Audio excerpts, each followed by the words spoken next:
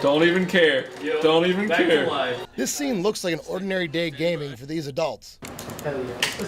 But today's play is for something much more meaningful. I'm hosting my annual Extra Life Marathon, which raises money for Children's Miracle Network's hospital.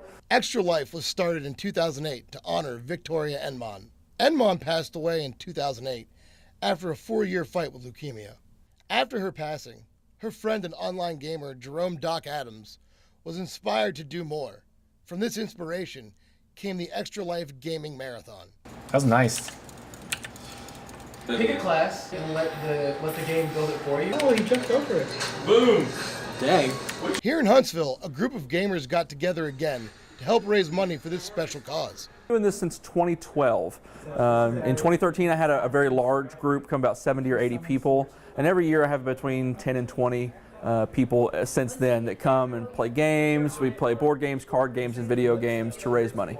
All the proceeds raised by Extra Life go directly to Children's Miracle Network as unrestricted funds, which means anything the hospital sees fit. And Extra Life helps give back to those families, and not just the kids that are sick, but the families, the siblings, anybody who is in that support group of those people.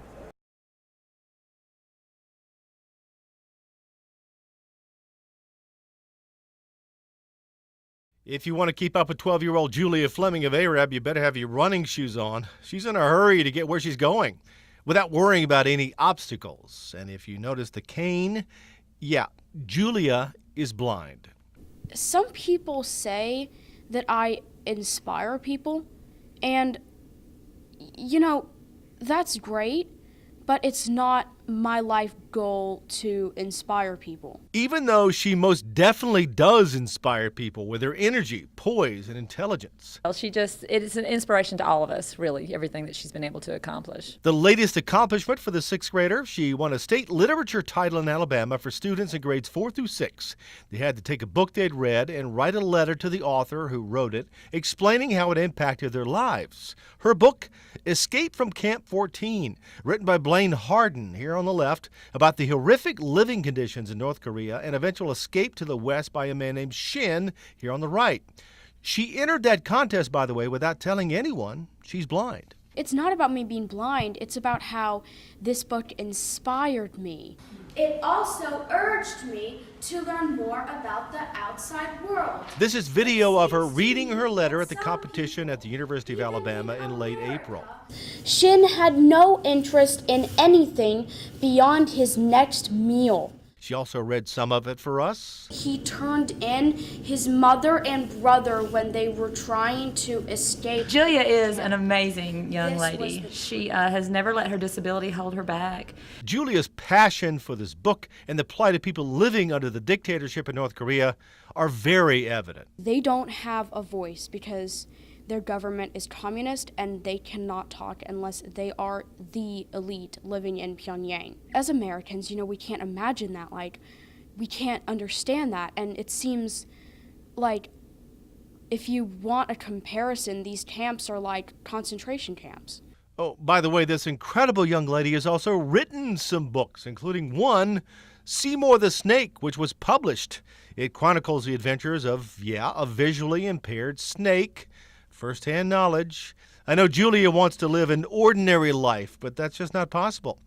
With her talents and determination, she's destined to live an extraordinary life.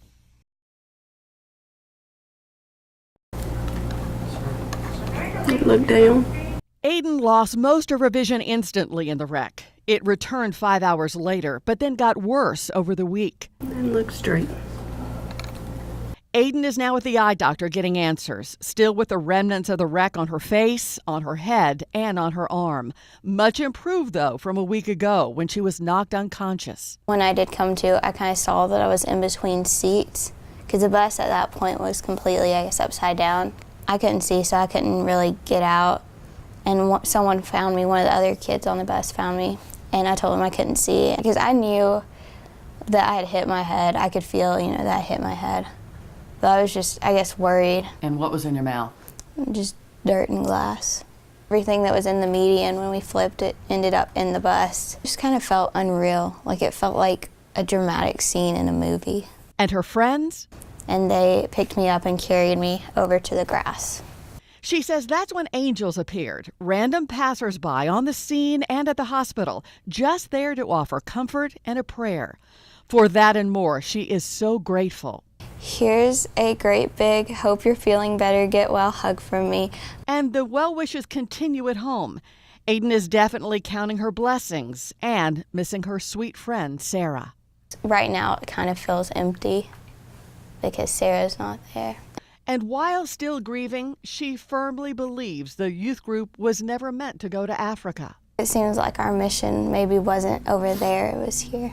A new purpose, a new mission, a new vision for her future, coming clearer by the day.